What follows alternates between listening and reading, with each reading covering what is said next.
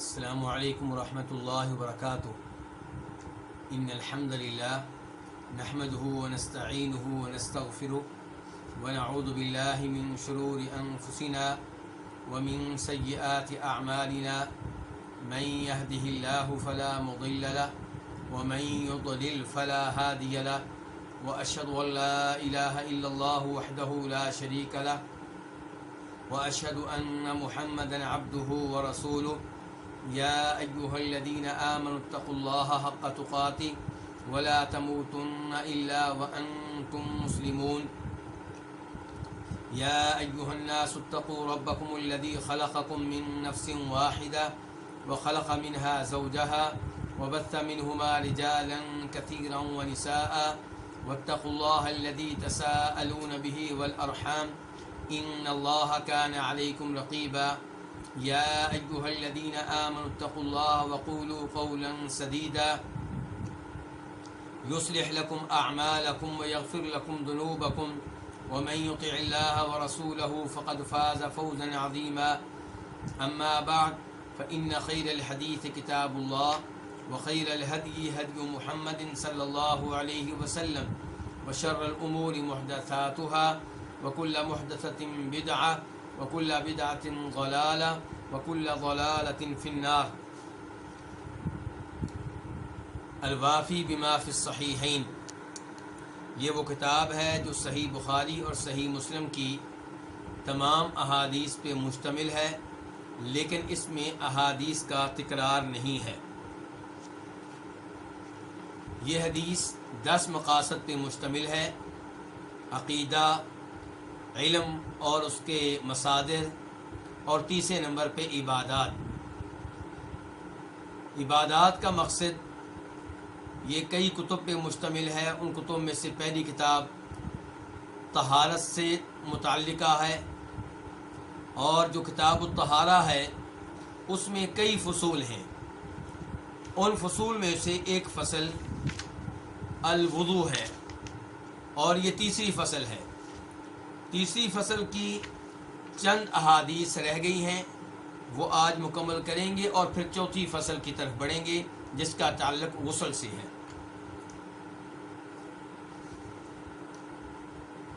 تو تیسری فصل، اس کا 13واں باب، باب السواک، یہ باب مسواک کے بارے میں ہے، اور حدیث کا نمبر ہے 316.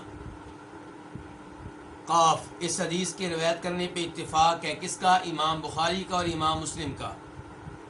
عن ابی ہریرہ رضی اللہ عنہ، جناب ابو ہریرہ رضی اللہ تعالیٰ عنہ سے روایت ہے، ان رسول اللہ صلی اللہ علیہ وسلم قال، کہ رسول اللہ صلی اللہ علیہ وسلم نے فرمایا، لولا ان اشق علی امتی، اگر یہ بات نہ ہو کہ میں اپنی امت پہ مشقت ڈال دوں گا، او علی الناسی، یا پھر آپ نے کہا کہ میں لوگوں کو مشقت میں ڈال دوں گا. آپ نے یا تو یہ الفاظ کہے تھے کہ اگر یہ بات نہ ہو کہ میں اپنی امت کو مشقت میں ڈال دوں گا، یا آپ نے یہ الفاظ کہے تھے کہ اگر یہ بات نہ ہو کہ میں اپنی امت کو، میں تمام لوگوں کو مشقت میں ڈال دوں گا. اگر یہ بات نہ ہو تو لامرتہم بالسواک، تو میں یقیناً لوگوں کو حکم دوں کس چیز کا؟ بالسواک، کی مسواک کرنے کا. کب؟ مع کل صلاۃ، ہر نماز کے ساتھ. نبی علیہ الصلوۃ والسلام مسواک کرنے کی اہمیت بیان کر رہے ہیں کہ اگر مجھے یہ خدشہ نہ ہو کہ میری امت کے لوگ مشقت میں پڑ جائیں گے، تکلیف میں مبتلا ہو جائیں گے، اگر مجھے اس بات کا خوف اور خدشہ نہ ہو تو میں انہیں حکم دے دوں کہ ہر نماز کے ساتھ مسواک کیا کریں. یہ الفاظ کہہ کر نبی علیہ الصلوۃ والسلام نے بتا دیا کہ میں نے حکم تو نہیں دیا، لیکن ترغیب یہی ہے اور لوگوں کو یہ کام کرنا چاہیے. تو یہ آپ علیہ الصلوۃ والسلام کی سنت ہوئی، وہ سنت جس کی آپ نے بار بار تاکید کی ہے، وہ سنت جس پہ آپ نے مسلسل اور بار بار عمل کیا ہے. تو اس لیے ہر نماز سے پہلے مسواک کرنا چاہیے، بلکہ دیگر احادیث سے پتہ چلتا ہے کہ وضو کے موقع پہ بھی مسواک کرنا چاہیے. اور اس کا مطلب یہ ہوا کہ اسلام 5 وقت نماز پڑھنے کا حکم دیتا ہے تو 5 وقت مسواک کرنے کا حکم دے رہا ہے، اور وضو کے ساتھ بھی مسواک کرنے کا حکم دے رہا ہے، تو 10 مواقع ایک دن میں تو یہی ہو گیا دانتوں کو صاف کرنے کے لیے۔ اس سے آپ اندازہ کریں کہ دین اسلام کس قدر پاکیزہ دین ہے، صفائی اور ستھرائی پہ مشتمل دین ہے۔ اور اس سے یہ بھی پتہ چلا کہ دین اسلام قطعاً یہ پسند نہیں کرتا کہ کسی مسلمان سے دوسرے کسی مسلمان کو تکلیف ہو، اسے بدبو آئے اس سے، اور دین اسلام یہ بھی چاہتا ہے کہ اس دین کے اپنانے والے لوگ صاف ستھرے ہوں اور ان کا منظر اچھا لگے۔ نبی علیہ الصلوۃ والسلام ایک اور حدیث میں ارشاد فرماتے ہیں کہ مسواک کرنے کے کیا فائدے ہیں کہ رب راضی ہوتا ہے اور منہ جو ہے پاک صاف رہتا ہے۔ تو اس سے پتہ چلا کہ مسواک کرنا چاہیے، اس لحاظ سے بھی کہ آپ پاک اور صاف ہوں، اس لحاظ سے بھی کہ دوسرے لوگوں کو آپ سے کوئی بدبو نہ آئے، اور اس لحاظ سے بھی کہ اللہ رب العزت آپ پہ راضی ہو جائے۔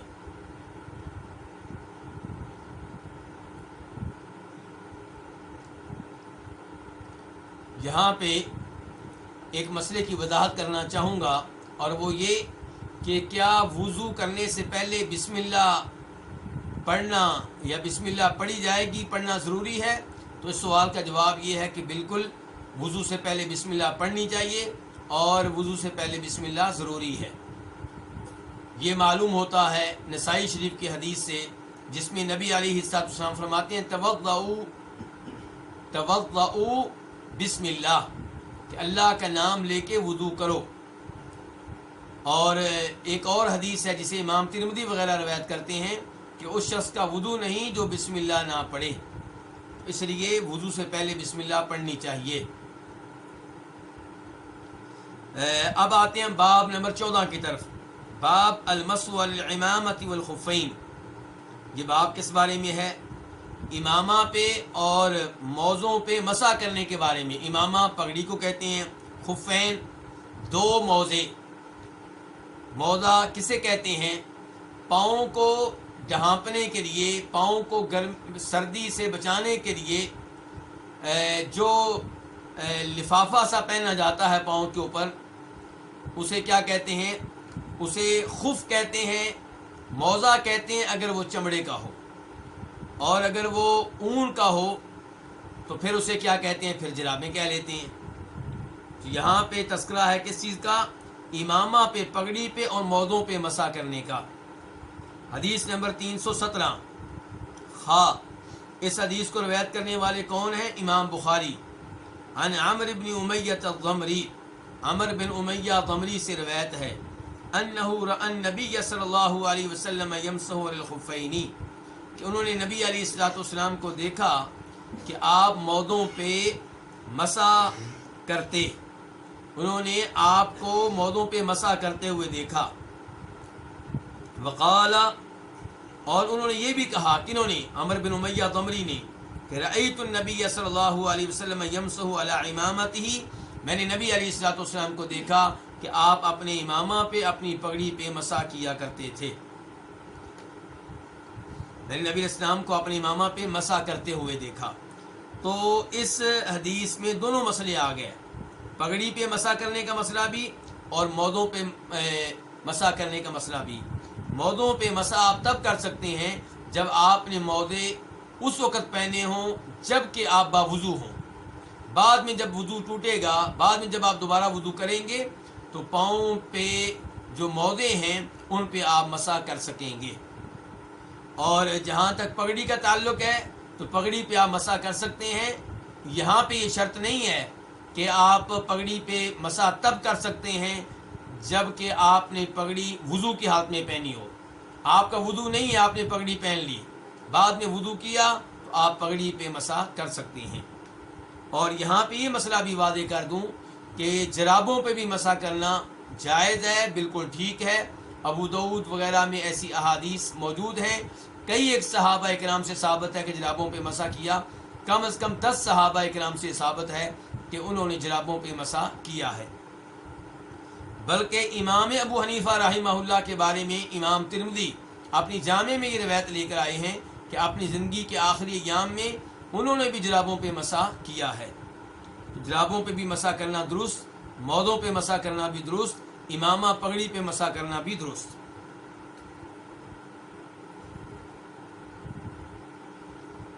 حدیث نمبر 318 میم. اس حدیث کی روایت کرنے والے کون ہیں؟ امام مسلم. عن شریح بن ہانی، روایت ہے کس سے؟ شریح بن ہانی سے. شریح بن ہانی اصل میں یمن میں ان کے یمن کے یہ تھے. شریح بن ہانی یمنی ہیں، بعد میں یہ کوفہ میں رہتے رہے، اور یہ امیر المؤمنین ہمارے چوتھے خلیفہ راشد جناب علی رضی اللہ تعالیٰ عنہ کے قریبی ساتھیوں میں سے تھے. شریح بن ہانی وہ کہتے ہیں اتیت عائشہ، کہ میں ام المؤمنین عائشہ کے پاس آیا. کیوں؟ اسألها عن المسح الخفین، کہ میں ان سے سوال کروں موضوع پہ مسح کرنے کے بارے میں. فقالت، تو وہ کہنے لگیں علیکا بابن ابی طالب. یہ لفظ کیا ہوگا؟ علیکا، علیکی یہاں پہ لکھا ہوا ہے اور یہ غلطی ہے. علیکا بابن ابی طالب، لازم پکڑو علی بن ابو طالب کو. فصلہ، ان سے سوال کرو، یعنی کہ موضوع پہ مسح کرنے کے بارے میں اگر سوال کرنا چاہتے ہو تو یہ سوال مجھ سے نہ کرو، یہ علی سے کرو. کیوں؟ کہتی ہیں فإنہ کان یسافر مع رسول اللہ صلی اللہ علیہ وسلم، کیونکہ وہ نبی علیہ الصلوۃ والسلام کے ساتھ سفر کیا کرتے تھے. جناب عائشہ کہنا چاہتی ہیں کہ جناب علی نبی علیہ الصلوۃ والسلام کے ساتھ سفر میں ہوا کرتے تھے، اور سفر میں عام طور پہ آپ مردوں کے ساتھ ہوتے تھے، اور ام المؤمنین عائشہ اور دیگر امہات المؤمنین کبھی نبی علیہ الصلوۃ والسلام کے ساتھ سفر میں ہوتی، یعنی کہ ان میں سے ایک ہوتی اور باقی نہ ہوتی، کبھی دو ہوتی اور باقی نہ ہوتی، کبھی سب ہوتی. تو امہات المؤمنین کے مختلف احوال ہیں، لیکن جناب علی کا یہ مسئلہ نہیں تھا. امہات المؤمنین میں قرآن اندازی ہوتی تھی کہ ان میں سے کون اس سفر میں نبی علیہ الصلوۃ والسلام کے ساتھ ہوگا. یہاں سے یہ پتہ چلا کہ آپ جس مسئلے کے بارے میں اچھی طرح نہیں جانتے، اس کے بارے میں اٹکل پچو لگانے سے بہتر ہے کہ آپ سوال کرنے والے کو اس عالم دین کے پاس بھیج دیں جو اس مسئلے کا جواب جانتا ہو، سوال کا جواب جانتا ہو. اور یہاں سے پتہ چلا کہ نبی علیہ الصلوۃ والسلام کی بیویوں اور آل بیت کے مابین کتنا اچھا تعلق تھا. کسی مسئلے، ایک مسئلے میں باہمی اختلاف ہو سکتا ہے، اس سے کوئی انکار نہیں ہے. جناب عائشہ اور جناب علی کے مابین بھی ایک دو مسائل میں اختلاف موجود تھا، لیکن ایسا اختلاف نہیں تھا کہ دلوں میں محبت نہ ہو، دلوں میں بغض و عداوت ہو. دیکھیے یہاں پہ جناب ام المؤمنین عائشہ خود ہی کہہ رہی ہیں کہ تم یہ سوال علی سے کرو، اور وجہ بھی بتائی کیونکہ علی نبی علیہ الصلوۃ والسلام کے ساتھ سفر کیا کرتے تھے. جناب علی کی طرف بھیجنا یہ بھی جناب علی کی شان میں اضافہ ہے، اور یہ کہنا کہ علی اللہ کے رسول کے ساتھ سفر میں ہوتے تھے رضی اللہ تعالیٰ عنہ، یہ بھی ان کی شان میں اضافہ ہے، ان کی خوبی بیان کرنا ہے. شریح کہتے ہیں فسألناہ، تو ہم نے ان سے سوال کیا. کن سے؟ جناب علی سے. فقال، تو وہ کہنے لگے کون؟ جناب علی. جعل رسول اللہ صلی اللہ علیہ وسلم 3 ایام ولیالیہن للمسافر، کہ نبی علیہ الصلوۃ والسلام نے 3 دن اور ان کی راتیں، یعنی کہ 3 دن اور 3 راتیں مقرر کی ہیں للمسافر، مسافر کے لیے، یعنی کہ مسافر 3 دن اور 3 راتیں موضوع پہ مسح کر سکتا ہے. اگر 3 دن مکمل ہو جائیں، اس کے بعد جب وضو کریں گے تو پھر پاؤں دھونے ہوں گے، موزے اتارنے ہوں گے. 3 دن تک مسافر موضوع پہ مسح کر سکتا ہے. اور یہی صورتحال ہے جرابوں کی. جرابوں اور موزوں کا مسئلہ ایک ہی ہے. وَيَوْمًا وَلَيْلَةً لِلْمُقِيمِ، اور 1 دن اور 1 رات آپ نے مقرر کی کس کے لیے؟ مقیم کے لیے، جو اپنے شہر میں رہ رہا ہے، جو حالت سفر میں نہیں ہے. اور جناب علی کا یہ جواب بتا رہا ہے کہ شریح بن ہانی نے ام المؤمنین عائشہ سے یہ سوال نہیں کیا تھا کہ کہ موضوع پہ مسح کر سکتے ہیں یہ نہیں کر سکتے.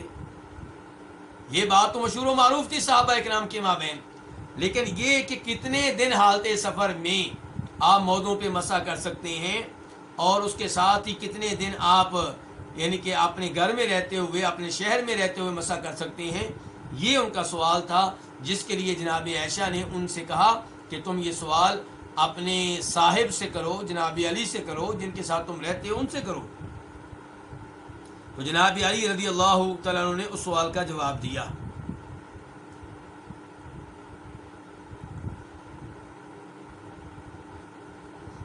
اب ہم بڑھتے ہیں چوتھی فصل کی طرف. الفصل الرابع الغسل. چوتھی فصل کس کے بارے میں ہے؟ غسل کے بارے میں. پہلا باب المسلم لا ینجس. مسلمان پلید نہیں ہوتا. حدیث نمبر 319 قاف. اس حدیث کے روایت کرنے پہ اتفاق ہے کس کا؟ امام بخاری کا اور امام مسلم کا. عن ابی ہریرہ ان النبی صلی اللہ علیہ وسلم لقیہ فی بعض طریق المدینہ وہو جنوب.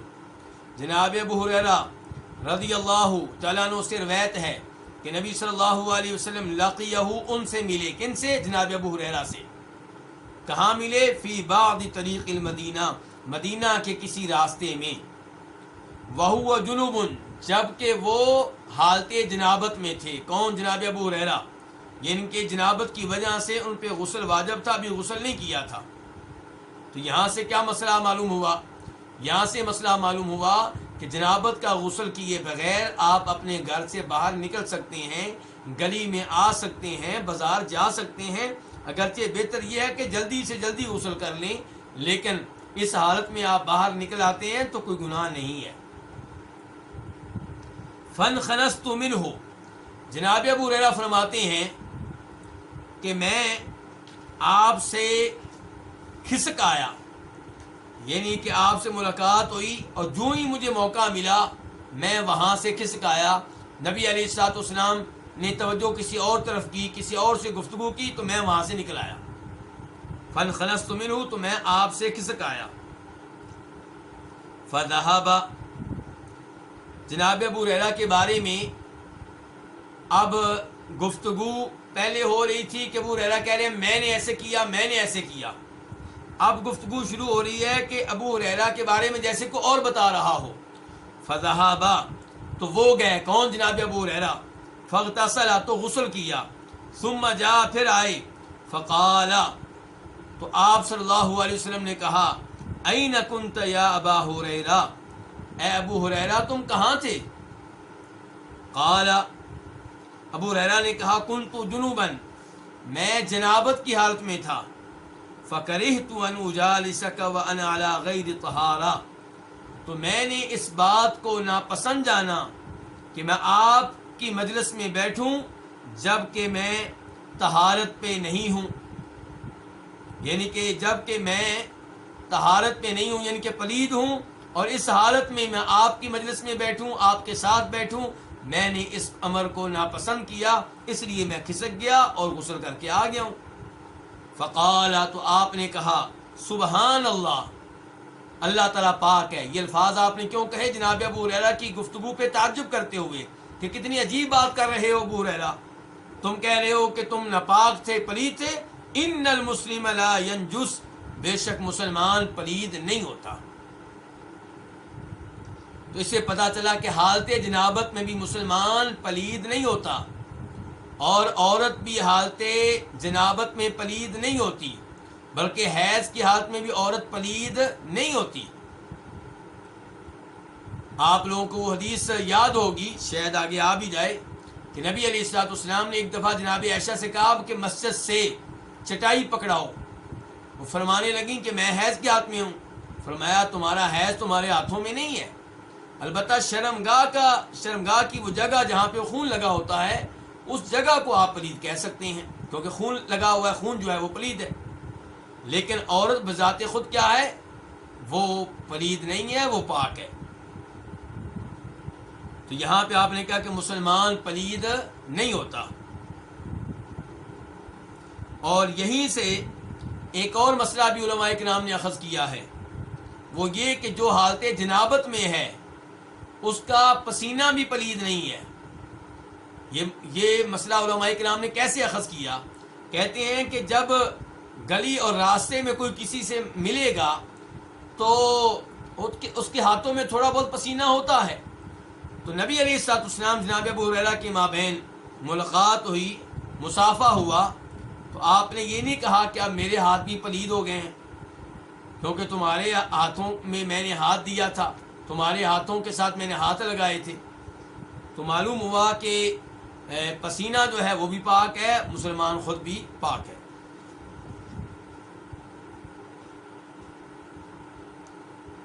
اور یہیں سے یہ مسئلہ واضح کرنا چاہوں گا کہ پاک و ہند میں اس تعلق سے بڑی عجیب باتیں مشہور و معروف ہیں۔ ایک تو یہ کہ جناب یہ پلید ہو گیا ہے، اب جب غسل ہوگا تو غسل میں 6 کلمے پڑھے جائیں گے، یا 6 نہیں تو کوئی ایک آدھ کلمہ پڑھا جائے گا، کلمہ پڑھیں گے تو پاک ہوگا ورنہ ناپاک ہی رہے گا۔ یہ سب باتیں غلط ہیں اور قرآن و حدیث سے ثابت نہیں ہیں۔ البتہ غسل جنابت سے پہلے جب وضو کریں گے تو وضو سے پہلے کیا پڑھا جائے گا؟ بسم اللہ پڑھی جائے گی۔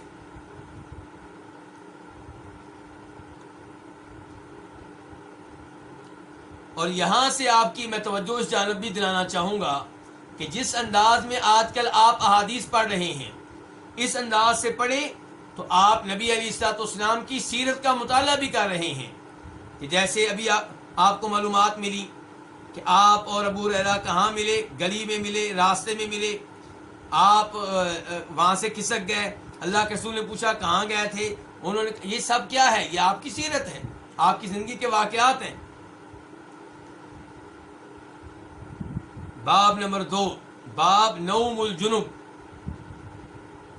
جو آدمی جنابت کی حالت میں اس کا سونا، کیا وہ جنابت کی حالت میں غسل کیے بغیر سو سکتا ہے؟ حدیث نمبر 320 قاف۔ بلکہ معذرت کے ساتھ مجھے مسئلہ یاد آ گیا، میں بھول نہ جاؤں، میری ماؤں بہنوں کی طرف سے یہ سوال آتا ہے کہ جب ہم جنابت کی حالت میں ہوں، غسل ابھی نہ کیا ہو، تو کیا اپنے بچے کو دودھ پلا سکتی ہیں؟ بالکل پلا سکتی ہیں، کوئی مسئلہ نہیں ہے، کوئی مضحکہ نہیں ہے۔ تو باب نوم الجنب، جو آدمی جنابت کی حالت میں ہے اس کا سونا۔ قاف، اس حدیث کو روایت کرنے پہ اتفاق ہے کس کا؟ امام بخاری کا اور امام مسلم کا۔ عن عائشہ قالت، ام المومنین عائشہ سے روایت ہے، وہ کہتی ہیں کان النبی صلی اللہ علیہ وسلم اذا اراد ان ینام، جب نبی علیہ الصلوۃ والسلام سونا چاہتے، وہو جنوب، جب کہ وہ جنابت کی حالت میں ہوتے، تو کیا کرتے؟ غسل فرجہ، اپنی شرمگاہ دھوتے، وتوضأ للصلاۃ، اور نماز والا وضو کرتے، وہ وضو کرتے جو وضو نماز کے لیے ہوتا ہے۔ تو یعنی کہ غسل کیے بغیر شرمگاہ دھونے کے بعد اور وضو والا نماز والا وضو کرنے کے بعد آپ سو جایا کرتے تھے۔ تو اس سے ایک تو مسئلہ یہ معلوم ہوا کہ جنابت کا غسل فوری طور پہ واجب نہیں ہے، واجب ہے لیکن ضروری نہیں کہ آپ فوری طور پہ کریں۔ ہاں، جو نماز آنے والی ہے اس نماز سے پہلے غسل کریں تاکہ آپ نماز وقت پہ پڑھ سکیں۔ اور دوسرا یہ پتہ چلا کہ اگر آپ اس حالت میں سونا چاہتے ہیں تو اپنی شرمگاہ کو دھو لیں اور وضو کریں، وہ وضو جو نماز کے لیے ہوتا ہے۔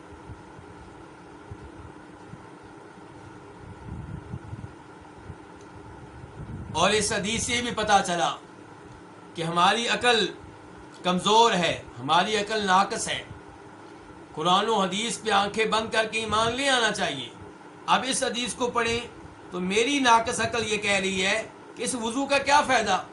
جب غسل واجب ہے تو وضو سے آپ کو باوضو تو نہیں ہو جائیں گے، آپ کے لیے نماز پڑھنا جائز نہیں ہو جائے گا کیونکہ ابھی تو آپ نے غسل نہیں کیا، لیکن اس کے باوجود شریعت کہہ رہی ہے کہ آپ اس موقع پہ وضو کریں، وضو بھی کون سا؟ نماز والا۔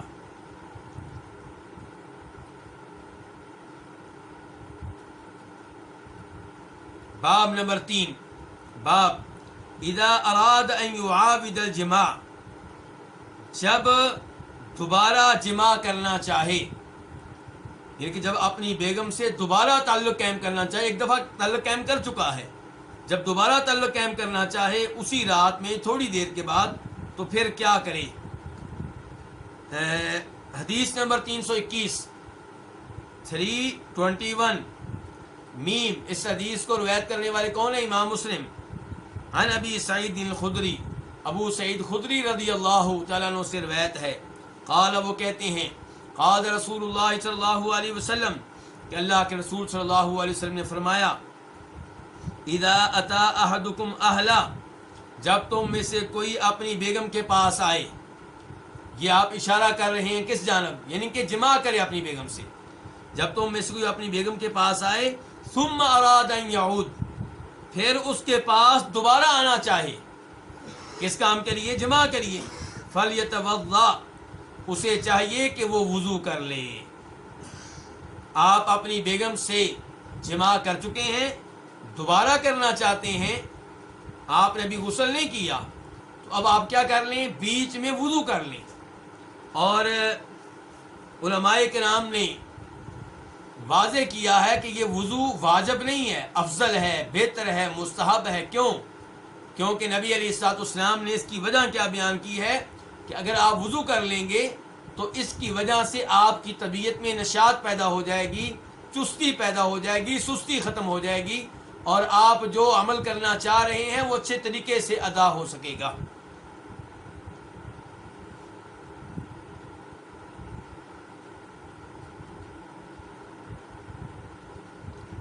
یہاں پہ آپ نے کیا کہا ہے کہ دوبارہ بیگم کے پاس جانا تو کیا کریں؟ وضو کر لیں۔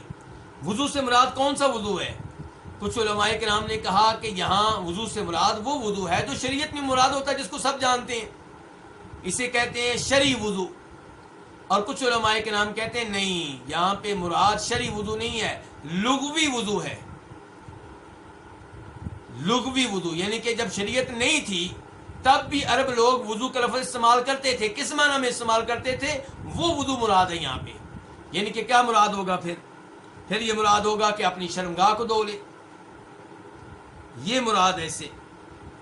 تو صحیح بات یہ ہے کہ یہاں مراد شرعی وضو ہے، کیونکہ شریعت جب کوئی لفظ استعمال کرے اور اس لفظ کے بارے میں اختلاف ہو جائے کہ وہ کون سا لفظ مراد ہے، شرعی یا لغوی، تو ہم کہیں گے وہاں پہ شرعی لفظ مراد ہے، شرعی معنی مراد ہے۔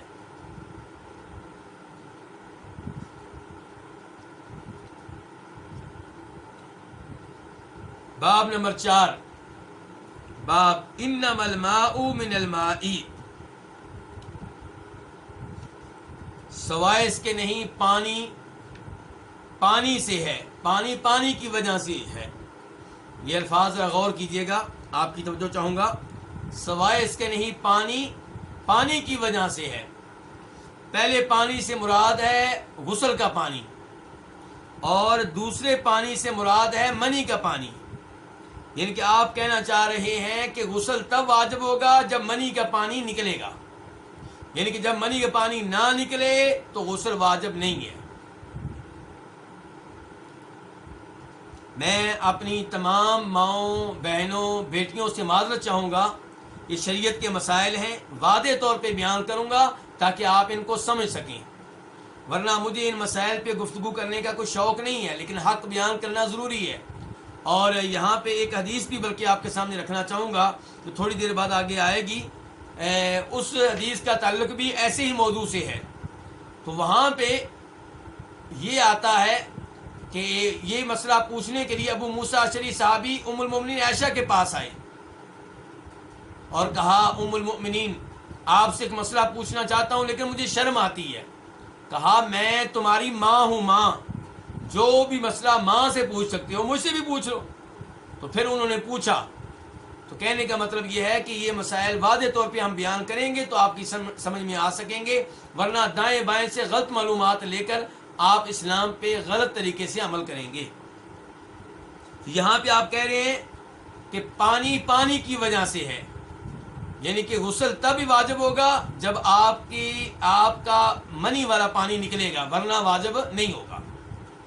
یہ اصل میں شریعت میں پہلے حکم یہی تھا کہ میاں بیوی اگر تعلق قائم کرتے ہیں لیکن مرد کا پانی خارج نہیں ہوتا، منی خارج نہیں ہوتی، تو غسل اس پہ واجب نہیں ہوگا. غسل تب ہی واجب ہوگا جب اس کا پانی نکلے گا، جس کو وہ کہتے ہیں انزال ہوگا. اب میں آئندہ لفظ انزال بولوں گا، ایک دفعہ آپ کو معنی سمجھا دیا ہے. انزال کا مطلب کیا ہے کہ مرد کا وہ پانی نکلنا جس کو منی کہتی ہیں. تو پہلے شریعت میں آرڈر یہ دیا گیا تھا کہ غسل تب واجب ہوگا، میاں بیوی جب تعلق قائم کریں تو غسل تب واجب ہوگا جب انزال ہوگا. انزال نہیں ہوگا، دخول چاہے ہو جائے تو غسل واجب نہیں ہے. یہ شروع میں حکم تھا. اب اس حکم سے متعلقہ حدیث آ رہی ہے، پھر اس کے بعد حدیث آئے گی جس سے پتہ چلے گا کہ یہ حکم بعد میں منسوخ ہو گیا. تو حدیث نمبر کون سی ہے؟ 322، 322 میم. اس حدیث کو روایت کرنے والے کون ہیں؟ امام مسلم. عن ابی سعید الخدری، ابو سعید خدری رضی اللہ تعالیٰ عنہ سے روایت ہے. قال، وہ کہتے ہیں خرجت مع رسول اللہ صلی اللہ علیہ وسلم یوم الاثنین الی قباء، میں نبی علیہ الصلوۃ والسلام کے ساتھ سوموار کے دن قباء کی جانب نکلا، قباء کی جانب گیا. یہاں اس حدیث سے جہاں آپ کو یہ مسائل سمجھ میں آئیں گے جن کے بارے میں گفتگو ہو رہی ہے، وہاں پہ میں نے پہلے بھی کہا تھا کہ نبی علیہ الصلوۃ والسلام کی سیرت، آپ مدینہ سے نکل کے کہاں جاتے تھے، کیسے جاتے تھے، کیسے لوگوں سے ملتے تھے، یہ آپ کو ان حدیث سے پتہ چل رہا ہے. اگر آپ اس انداز سے خود حدیثیں نہیں پڑھیں گے تو کیا ہوگا؟ مولوی صاحب سے مسئلہ پوچھیں گے، وہ کہیں گے غسل واجب ہے، یا کہیں گے نہیں واجب ہے، دلیل یہ ہے، لیکن یہ پوری بات تو کوئی نہیں بیان کرے گا.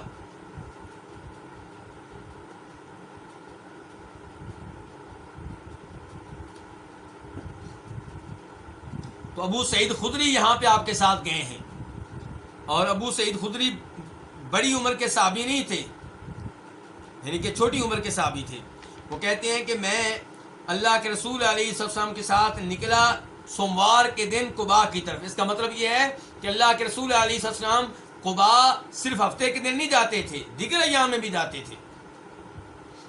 اور یہ بھی پتہ چلا کہ آپ مدینہ سے قباء جاتے تھے. حتی اذا کننا فی بنی سالم، یہاں تک کہ جب ہم بنو سالم میں تھے، یعنی کہ قبیلہ بنو سالم کے گھروں میں، ان کے محلے میں، ان کے علاقے میں تھے. وقف رسول اللہ صلی اللہ علیہ وسلم علی باب اتبان، تو نبی علیہ الصلوۃ والسلام اتبان کے دروازے پہ ٹھہر گئے. اتبان کون ہے؟ اتبان بن مالک انصاری ہیں، یہ مہاجر نہیں ہیں، یہ انصاری صحابی ہیں، اور آپ ان کے دروازے پہ ٹھہر گئے. یہ آپ کی سیرت ہے. فصرخ بہ، تو نبی علیہ الصلوۃ والسلام نے انہیں بلند آواز سے پکارا.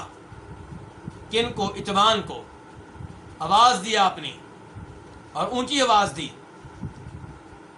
فخرج یجر ازارہ، تو وہ نکلے. کون؟ اتبان. اس حال میں نکلے کہ اپنی چادر کو کھینچ رہے تھے، یعنی کہ چادر زمین پہ لگ رہی تھی اور وہ اس کو گھسیٹ رہے تھے.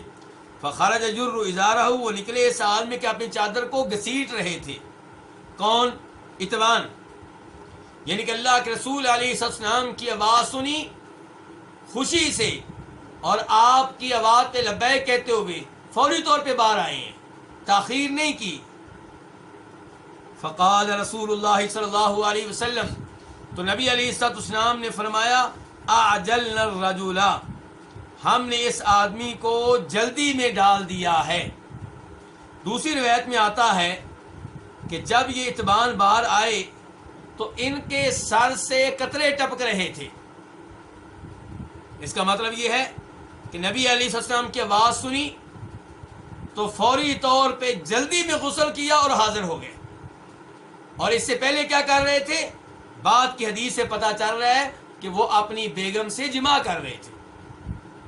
لیکن نبی علیہ السلام کی آواز سنی تو جماع ادھر ہی روک دیا، جلدی سے غسل کیا اور باہر آ گئے. جب آپ نے دیکھا ان کی حالت کو تو آپ پہچان گئے، تو اس لیے آپ کہہ رہے ہیں اعجلنا الرجل، ہم نے اس آدمی کو جلدی میں ڈال دیا ہے.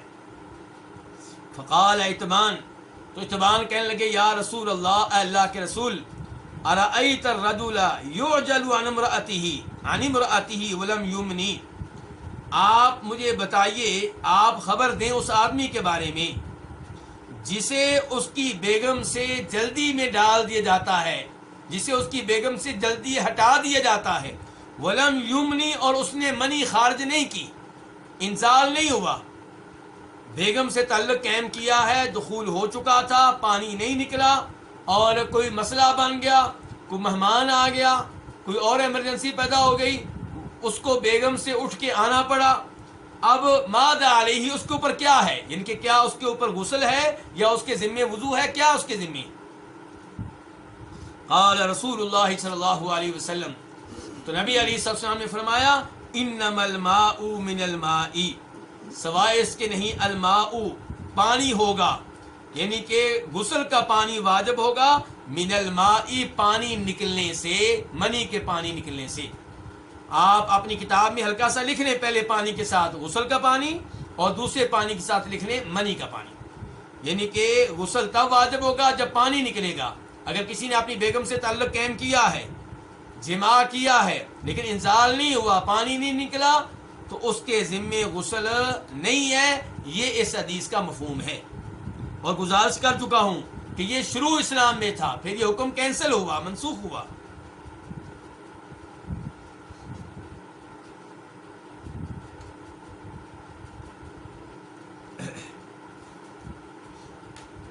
باب نمبر 5، یہ کیا باب ہے؟ باب اذا التقى الختانان، جب دونوں ختنے ایک دوسرے سے مل جائیں۔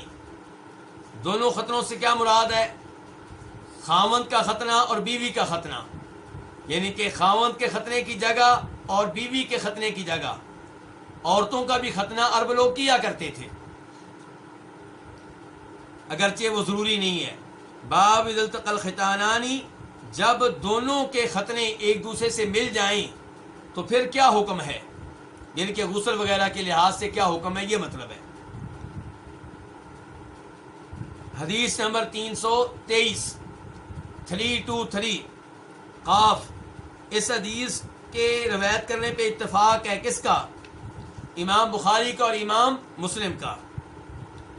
عن ابی ہریرہ عن النبی صلی اللہ علیہ وسلم قال، جناب ابو ہریرہ رضی اللہ تعالیٰ عنہ سے روایت ہے، وہ نبی صلی اللہ علیہ وسلم سے روایت کرتے ہیں کہ آپ نے کہا، اذا جلسا، جب وہ بیٹھ جائے، کون؟ مرد، جب وہ بیٹھ جائے، بین شعابہ الاربع، اس کی 4 شاخوں کے بیچ میں، یعنی کہ عورت کی 4 شاخوں کے بیچ میں جب مرد بیٹھ جائے، ثم جہدہا، پھر اس سے جماع کرے، فقد وجب الغسل، پس تحقیق غسل واجب ہو گیا۔ یعنی کہ ان الفاظ سے کیا پتا چلا؟ ان الفاظ سے پتا چلا کہ انزال نہ بھی ہوا ہو، دخول ہو جائے، مرد کا پانی چاہے نہ نکلے، لیکن اس کی شرمگاہ، عورت کی شرمگاہ میں داخل ہو گئی ہے، تو غسل کیا ہو جائے گا؟ واجب ہو جائے گا۔ اذا جلسا، جب بیٹھ جائے، بین الشعاب الاربع، اس کی 4 شاخوں کے درمیان۔ 4 شاخوں سے کیا مراد ہے؟ علماء کرام کے مختلف اقوال ہیں، بلکہ آپ کے پاس کتاب میں بھی نیچے لکھے ہوئے ہیں۔ مثال کے طور پہ لکھا ہوا ہے کہ پہلے نمبر پہ علماء کرام کہتے ہیں عورت کے 2 ہاتھ اور 2 پاؤں، یہ 4 شاخیں ہو گئیں، ان کے درمیان اگر کوئی بیٹھ جائے، یعنی کہ تعلق قائم کرنے کے لیے۔ اور دوسرا قول لکھا ہوا ہے کہ 4 شاخوں سے مراد 2 پاؤں اور 2 رانے ہیں۔ اور پھر آخر میں لکھا ہوا ہے، قاضی یاز کہتے ہیں کہ اس سے مراد شرمگاہ کے 4 کنارے ہیں۔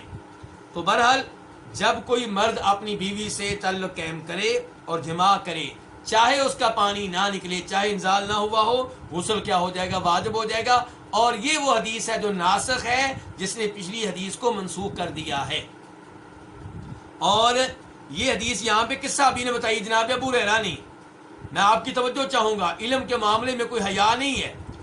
جب ابو موسیٰ اشعری جناب عائشہ کے پاس آئے تھے اور کہا تھا کہ آپ سے مسئلہ پوچھنا چاہتا ہوں لیکن شرم آتی ہے، وہ یہی مسئلہ تھا، اور جناب عائشہ نے بھی یہی الفاظ اللہ کے رسول کے بتائے، اللہ کے رسول کے الفاظ ابو موسیٰ اشعری کو بتائے تھے۔ حالانکہ جناب عائشہ کون ہے؟ عورت ہیں، اور کس کو بتا رہی ہیں؟ مرد کو۔ وزاد فی روایت لمسلم، اور مسلم کی ایک روایت میں اضافہ ہے، مسلم شریف کی ایک روایت میں اضافہ آیا ہے۔ وہ کیا اضافہ ہے جی؟ ثم اجتہد، ہم ابھی آپ نے جو اوپر حدیث پڑھی ہے وہاں سما کے بعد کیا ہے دیکھیں ذرا، سما جہادہ، اور دوسری روایت میں سما جہادہ کی جگہ پہ کیا آیا ہے، سما اجتہدہ، کہ جب کوئی آدمی اپنی بیوی کی 4 شاخوں کے درمیان بیٹھ جائے، سما اجتہدہ، پھر محنت کرے، یعنی کہ جو عمل کرنا چاہتا ہے وہ کرے. وفی اخرى لہ، اور مسلم کی ایک اور روایت میں ہے وَإِن لَمْ يُنزِلْ، اگرچہ وہ انزال نہ کرے، اگرچہ وہ منی خارج نہ کرے، تب بھی غسل واجب ہو جائے گا. حدیث نمبر 324، حدیث نمبر 322 جو ہم نے پڑھی ہے اس کے بارے میں نے کیا کہا ہے کہ وہ منسوخ ہے. اچھا، اسے منسوخ کرنے والی کون سی حدیثیں ہیں؟ نمبر 1 یہ ابو ہریرہ والی حدیث 323، اور نمبر 2 جو ابھی ہم پڑھنے لگے ہیں 324، 324 میم. اس حدیث کو روایت کرنے والے کون ہیں؟ امام مسلم. عن عائشہ زوج النبی صلی اللہ علیہ وسلم قالت، ام المؤمنین عائشہ سے روایت ہے جو نبی علیہ السلام کی بیوی ہیں. قالت، وہ کہتی ہیں، ان رجلا سأل رسول اللہ صلی اللہ علیہ وسلم، کہ ایک آدمی نے سوال کیا رسول اللہ صلی اللہ علیہ وسلم سے، عن الرجل، اس آدمی کے بارے میں، یجامع اہلہ، جو اپنی بیگم سے جماع کرتا ہے. ایک آدمی اللہ کے رسول سے سوال کر رہا ہے اس آدمی کے بارے میں جو اپنی بیگم سے جماع کرتا ہے. ثم یغسل، پھر وہ انزال نہیں کرتا، اپنا پانی خارج نہیں ہونے دیتا. حل علیہم الغسل، کیا ان دونوں پہ غسل واجب ہوگا؟ ایسے آدمی اور بیوی پہ غسل واجب ہوگا، حالانکہ انزال نہیں ہوا، مرد کا پانی نہیں نکلا. وعائشۃ جالسۃ، جبکہ ام المؤمنین عائشہ بیٹھی ہوئی تھی. وہ آدمی سوال کر رہا ہے اللہ کے رسول سے اور جناب عائشہ پاس بیٹھی ہوئی ہیں اللہ کے رسول کے. فقال رسول اللہ صلی اللہ علیہ وسلم، تو رسول اللہ صلی اللہ علیہ وسلم نے فرمایا، انی لافعل ذلک، یقیناً میں بھی یہ کام کرتا ہوں، انا میں، وہذہ، اور یہ میری بیوی، ثم نغتسل، پھر ہم غسل کرتے ہیں، یعنی کہ غسل واجب ہوتا ہے. میں، نبی اور میری یہ وائف، ہم دونوں بھی ایسا کر لیتے ہیں کئی دفعہ، یعنی کہ انزال نہیں ہوتا لیکن غسل ہمارے اوپر واجب ہو جاتا ہے، ہم غسل کرتے ہیں. تو تمہارے لیے بھی یہی حکم ہے کہ تم میں سے اگر کوئی میاں بیوی تعلق قائم کرتے ہیں لیکن پانی نہیں نکلتا، دخول ہو جاتا ہے، تو غسل واجب ہو جائے گا. اب ہم بڑھتے ہیں حدیث نمبر 325 کی طرف اور باب نمبر 6 کی طرف. کیا ہے باب اذا احتلمت المرأة، جب کسی عورت کو احتلام آئے، جب کوئی عورت احتلام کی حالت میں ہو جائے. عام طور پہ احتلام مشہور ہے کن کا؟ مردوں کا. عورتوں کا احتلام عام طور پہ مشہور نہیں ہے، بلکہ عورتوں کا احتلام اس قدر کم ہے کہ عورتوں کو بھی یہ معلوم نہیں ہوتا مسئلہ. عورتیں بھی کئی دفعہ یہ نہیں جانتی کہ ہمیں احتلام ہوتا ہے. کسی عورت کو کبھی کبھی ہو جاتا ہے، ورنہ عام طور پہ عورتوں کو احتلام نہیں ہوتا. تو اس بارے میں یہ، ہاں، احتلام پھر کیا ہے؟ احتلام یہ ہے کہ رات کو سوئے ہوئے پانی نکل آئے، جیسے بیگم سے تعلق قائم کرتے ہوئے مرد کا پانی نکلتا ہے، منی کا پانی، ایسے ہی مرد کا رات کو سوئے ہوئے خواب دیکھ رہا ہے، بیگم کے بارے میں سوچ رہا ہے، تو پانی نکل آئے. اس کو کیا کہتے ہیں؟ احتلام. تو سوال یہاں پہ یہ ہے کہ جب عورت کو احتلام ہو جائے پھر کیا ہوگا؟ مردوں کا تو مشہور و معروف ہے کہ احتلام ہو گیا تو کیا ہوگا؟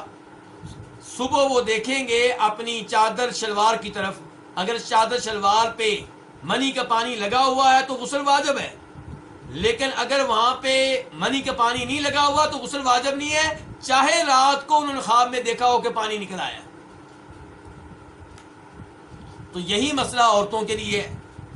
اور یہاں پہ میں جناب عائشہ کے الفاظ آپ کے سامنے رکھنا چاہوں گا جو پہلے ہم پڑھ چکے ہیں، کہ جناب عائشہ نے کہا تھا کہ انصار کی عورتیں کتنی اچھی عورتیں ہیں جنہیں حیا نے دین سیکھنے سے نہیں روکا. اور امام مجاہد کہتے ہیں 2 چیزیں علم سیکھنے میں رکاوٹ ہیں، ایک حیا اور ایک تکبر. تو حدیث کیا ہے یہاں پہ؟ حدیث نمبر 325 325 قاف. اس حدیث کو روایت کرنے میں اتفاق ہے کس کا؟ امام بخاری کا اور امام مسلم کا. عن ام سلمہ قالت، ام المؤمنین ام سلمہ رضی اللہ عنہا سے روایت ہے، قالت وہ کہتی ہیں جاءت ام سلیم الی رسول اللہ صلی اللہ علیہ وسلم، کہ ام سلیم آئیں رسول اللہ صلی اللہ علیہ وسلم کے پاس، آپ کی طرف آئیں۔ ام سلیم کون ہے؟ جناب انس بن مالک کی والدہ، اور یہ ام سلیم وہی ہیں جن کے گھر میں نبی علیہ الصلوۃ والسلام بھی چلے جایا کرتے تھے، جن کے گھر میں آپ نیند بھی پوری کیا کرتے تھے، اور یہ وہی ام سلیم ہیں جو نبی علیہ الصلوۃ والسلام کے پسینے کو شیشے کی بوتل میں محفوظ کر لیا کرتی تھیں، سیو کر لیا کرتی تھیں۔ اللہ کے رسول علیہ السلام ایک دفعہ ان کے گھر میں لیٹے، اور نیچے کوئی چمڑے کی کوئی چیز تھی جس کے اوپر آپ لیٹے، جب اٹھے تو دیکھا ام سلیم پسینہ جمع کر رہی ہیں آپ کا۔ آپ نے کہا بھی یہ کیا کرو گی؟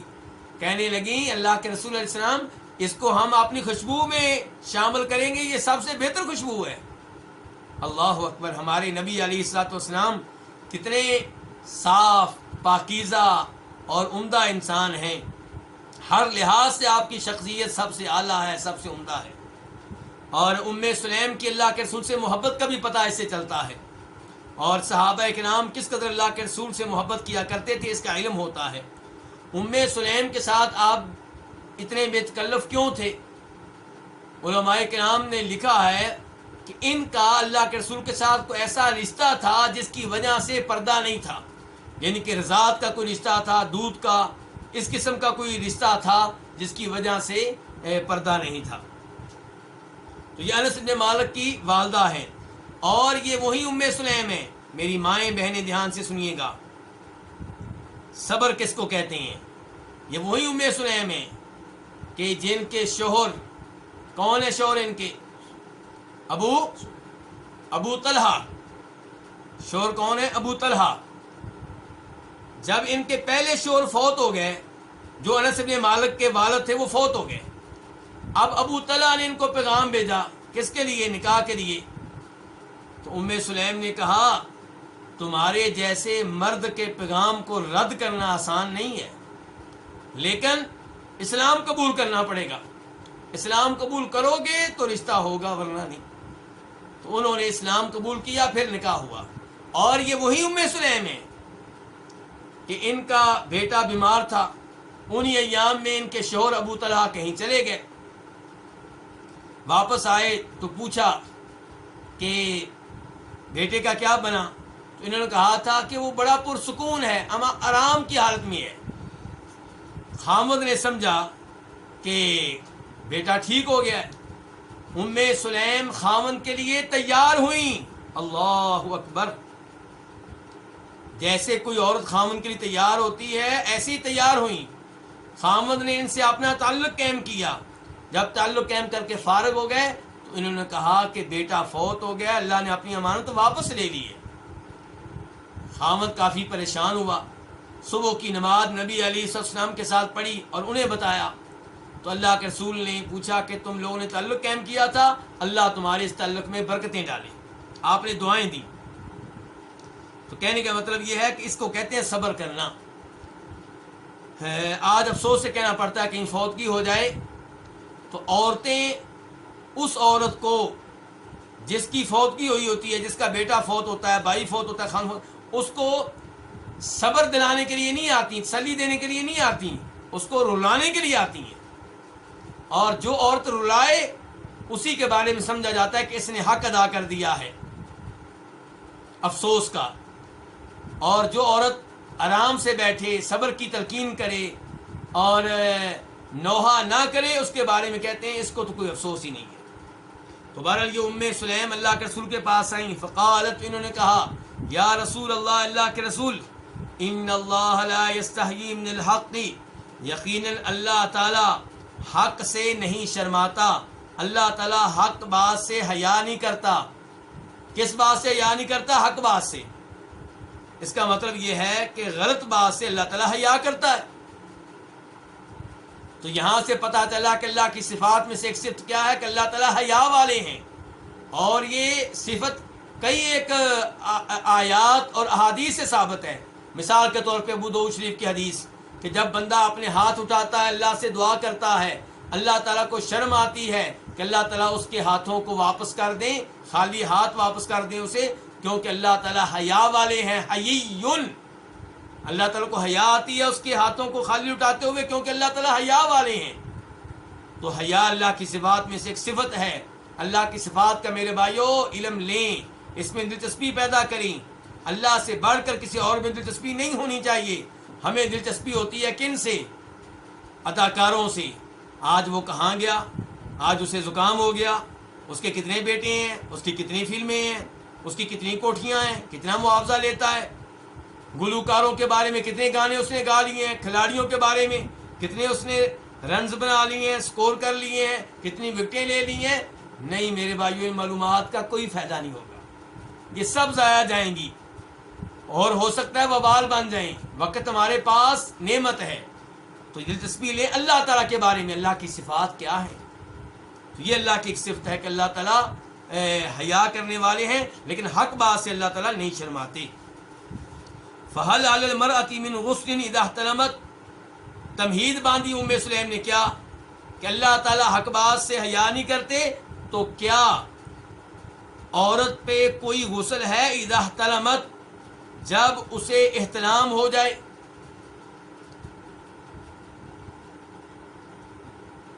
قال النبی صلی اللہ علیہ وسلم، تو نبی علیہ السلام نے فرمایا اذا رأت الماء، جب وہ پانی دیکھے یعنی کہ منی کا پانی، تو اس پہ غسل واجب ہے۔ یعنی کہ بالکل مردوں والی صورتحال ہوگی کہ مرد کو احتلام ہو گیا، رات کو خواب دیکھتا رہا الٹے سیدھے، اور خواب میں اس نے محسوس کیا کہ اس کا پانی نکل گیا ہے، صبح اٹھا، شلوار چیک کی، چادر چیک کی، کوئی پانی نہیں لگا ہوا، تو غسل نہیں ہے۔ تو یہی صورتحال عورت کی، آپ نے کہا اذا رأت الماء، جب صبح پانی دیکھے، شلوار پہ پانی لگا ہوا ہے، چادر پہ پانی لگا ہوا ہے، تو پھر غسل واجب ہے اس پہ بھی۔ فغطت ام سلمہ تانی وجہہا، تو ام سلمہ نے شرم کے مارے اپنا چہرہ چھپا لیا۔ ام سلمہ نے چہرہ چھپا لیا، کیسی باتیں کر رہی ہے۔ اور دوسری روایت میں آتا ہے، بلکہ آگے آ رہی ہے کہ انہوں نے کہا اس عورت سے، تو نے تو ساری عورتوں کو رسوا کر کے رکھ دیا ایسا سوال کر کے۔ یہ کون کہہ رہی ہے؟ ام سلمہ۔ اچھا، ام سلمہ کے بارے میں یہ کون بتا رہا ہے کہ انہوں نے اپنا چہرہ چھپا لیا؟ یعنی کہ روایت پیچھے کون تھی بیان کرنے والی؟ ام سلمہ۔ تو اب ہونا یہ چاہیے تھا کہ کہا جاتا کہ ام سلمہ نے کہا کہ میں نے چہرہ چھپا لیا، میں نے کی بجائے کو اور کہہ رہا ہے کہ ام سلمہ نے اپنا چہرہ چھپا لیا۔ یہ اور کون ہے؟ تو یہ ام سلمہ کی بیٹی ہیں زینب، جنہوں نے نبی علیہ السلام کی گود میں تربیت پائی، آپ کے گھر میں تربیت پائی ہے۔ اور یہ ام سلمہ کا ہی بیٹا تھا عمر، اور اس زینب کا بھائی تھا عمر، جو نبی علیہ السلام کے ساتھ کھانا کھا رہا تھا ایک برتن میں، تو ہاتھ کبھی ادھر سے کھانا اٹھاتے، کبھی ادھر سے۔ تو اللہ کے رسول نے کہا تھا، یا غلام، او لڑکے، سم اللہ، جب کھانا کھاؤ اللہ کا نام لے کر کھاؤ، وکل بیمینی کا، دائیں ہاتھ سے کھاؤ، وکل مما یلی کا، کھانا وہاں سے لو جو آپ کے سامنے جگہ ہے۔ تو بہرحال تو یہ ام سلمہ کی بیٹی زینب کہہ رہی ہیں کہ میری والدہ نے غطت ام سلمہ نے ڈھانک لیا، چھپا لیا، کس چیز کو؟ تانی، زینب مراد یہ لیتی تھی کہ وجہہا، ام سلمہ نے اپنے چہرے کو ڈھانک لیا، چہرے کو چھپا لیا، ان کی شرم کے مارے۔ وقالت، اور کہا کس نے؟ ام سلمہ نے، یا رسول اللہ، اللہ کے رسول، وتحتلم المرأة، کیا عورت کو بھی احتلام ہوتا ہے؟ اس سے کیا پتا چلا کہ عورتوں کو احتلام بہت کم ہوتا ہے، اس لیے ام سلمہ کو یہ مسئلہ معلوم نہیں، حالانکہ ان کے اتنے بچے ہیں۔ قالت، تو آپ نے کہا نعم، ہاں احتلام ہوتا ہے عورتوں کو۔ تربت یمینکی، تمہارا دایاں ہاتھ خاک آلود ہو۔ یہ ایسے الفاظ ہیں جو عرب لوگ بولتے ہیں اور اس کا معنی مراد نہیں لیتے۔ تو آپ نے کہا نعم، ہاں، تربت یمینکی، تمہارا دایاں ہاتھ خاک آلود ہو۔ فبما یشبہھا ولدھا، کس وجہ سے؟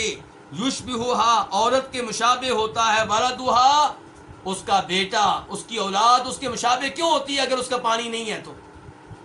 آپ نے وعدے کیا کہ عورت کا بھی منی کا پانی ہوتا ہے، اسی لیے تو کوئی بچہ خامد کے مشابہ ہوتا ہے اور کسی کی شکل ماں سے ملتی ہے۔ ماں سے کیوں ملتی ہے؟ کیونکہ ماں کا بھی پانی ہوتا ہے اور دونوں کا پانی آگے پہنچتا ہے بچہ دانی میں، جس کا پانی غالب آ جائے بچہ اسی کے مشابہ ہو جاتا ہے۔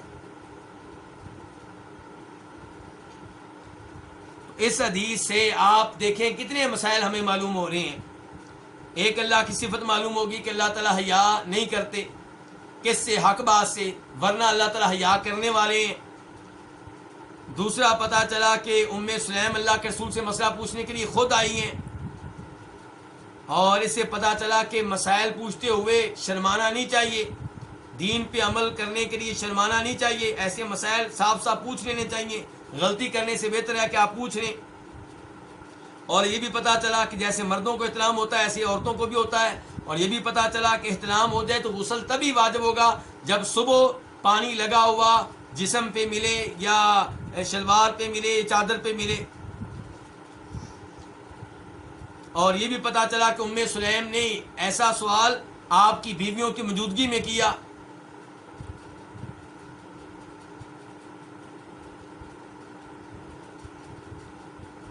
اچھا، اس کے بعد کیا؟ وزاد فی روایت مسلم، اور مسلم کی ایک روایت میں اضافہ آیا ہے۔ مسلم کی ایک روایت میں کیا اضافہ آیا؟ قالت، کہ انہوں نے کہا، کنہوں نے؟ ام سلمہ نے۔ ام سلمہ کہتی ہیں قلت، میں نے کہا، یعنی کہ ام سلمہ نے جب یہ حدیث اپنی بیٹی زینب کو بتائی تو قالت، تب ام سلمہ نے کہا قلت، میں نے کہا فضحت النساء، تو نے عورتوں کو رسوا کر کے رکھ دیا ہے، یہ سوال کر کے تو نے عورتوں کو رسوا کر کے رکھ دیا ہے۔ تو ام سلمہ یہ سمجھ رہی تھی کہ سوال مناسب نہیں ہے۔ اللہ کے رسول نے یہ نہیں کہا کہ سوال غیر مناسب ہے، بلکہ اللہ کے رسول نے اس سوال کا جواب دیا، اور پتہ چلا کہ سوال کرنے والی ام سلیم نے عورتوں کو رسوا نہیں کیا، بلکہ عورتوں کو ایک بڑی غلطی سے بچا لیا کہ احتلام ہو جائے پھر بھی غسل نہ کریں اور اسی حالت میں زندگی گزار دیں۔ تو یہ بہت بڑی غلطی تھی جس سے ام سلیم نے سوال کر کے عورتوں کو بچا لیا۔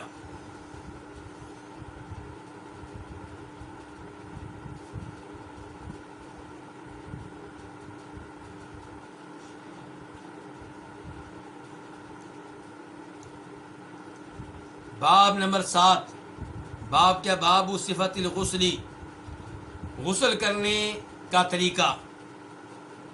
غسل جنابت، جو غسل واجب ہو چکا ہے، اس غسل کا طریقہ کیا ہے؟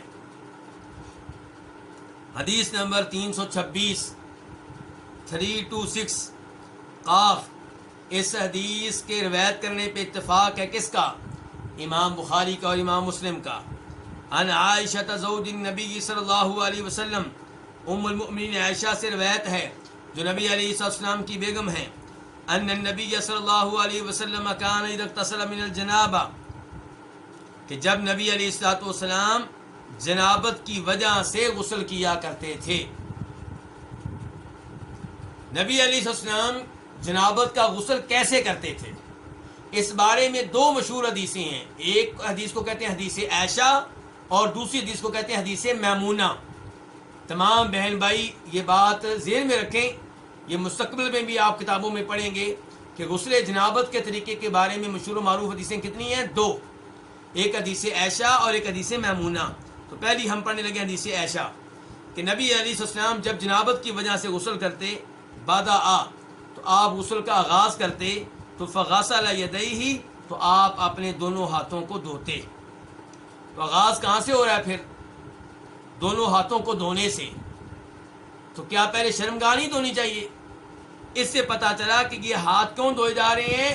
تاکہ برتن سے پانی لیا جا سکے، ہاتھوں کو پہلے دھو لیں، برتن میں ہاتھ داخل کرنے سے پہلے ہاتھوں کو دھو لیں۔ یہ جو ہاتھ دھوئے جا رہے ہیں یہ وضو کے لیے نہیں ہے، یہ ہاتھ کیوں دھوئے جا رہے ہیں؟ یہ اس لیے کہ ہاتھ صاف ہو جائیں اور پھر پانی میں ہاتھ ڈالے جا سکیں۔ فغسل یدیہ، تو آپ نے اپنے دونوں ہاتھوں کو دھویا۔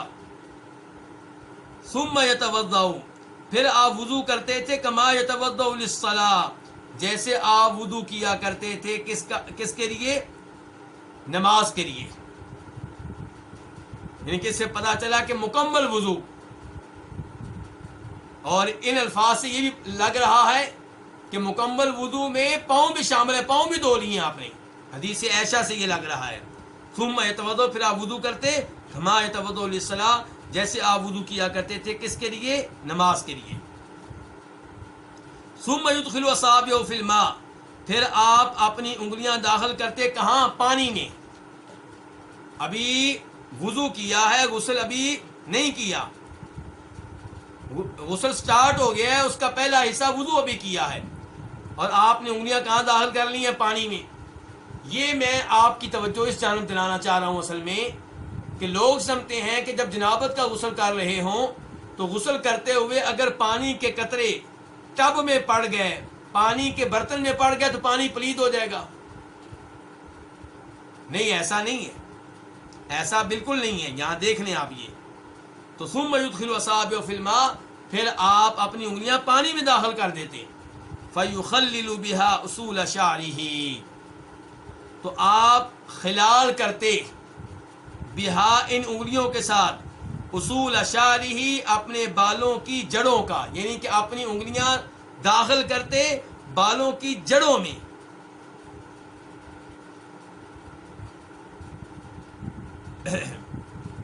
ثم يصب على رأسه, پھر آپ ڈالتے اپنے سر پہ, ثلاث غرف, 3 چلو, بیدیہ, اپنے دونوں ہاتھوں کے ساتھ.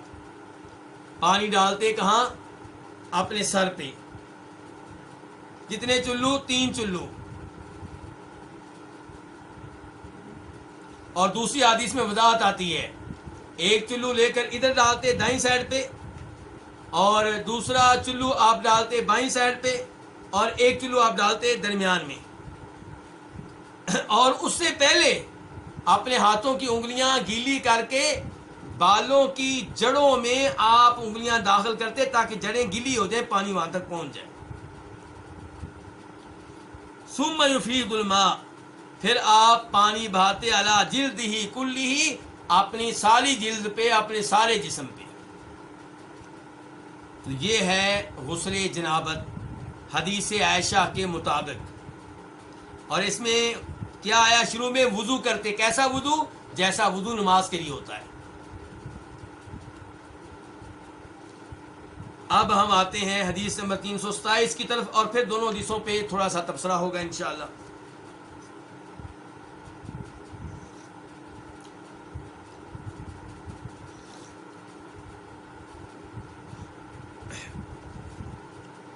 آپ اس حدیث کے روایت کرنے پہ اتفاق ہے کس کا؟ امام بخاری کا اور امام مسلم کا. حدیث کس سے مروی ہے؟ میمونہ رضی اللہ تعالی عنہا سے. قالت, وہ کہتی ہیں, وضع رسول اللہ صلی اللہ علیہ وسلم وضوءا لجنابۃ, نبی علیہ الصلوۃ والسلام نے رکھا وضوءا. یہاں پہ غور کریں, واو کے اوپر کیا ہے؟ زبر ہے. عام طور پہ واو پہ کیا ہوتی ہے؟ پیش. یہاں پہ زبر ہے, تو یہاں وضو سے مراد کیا ہے؟ وضو کا پانی. جب وضو سے مراد وضو کا پانی ہو تو پھر واو کے اوپر زبر پڑتے ہیں, اور جب وضو سے مراد وضو یہ جو عمل ہے یہ ہو تو پھر واو پہ پیش پڑتے ہیں. تو اللہ کے رسول علیہ السلام نے رکھا وضوءن, پانی, لی جنابتن, جنابت کے لیے, غسل جنابت کے لیے آپ نے پانی رکھا. فاکفا بیمینہ علی شمالی, تو آپ نے ڈالا اپنے دائیں ہاتھ کے ساتھ علی شمالی, اپنے بائیں ہاتھ پہ, مرتین او ثلاثا, 2 مرتبہ یا 3 مرتبہ.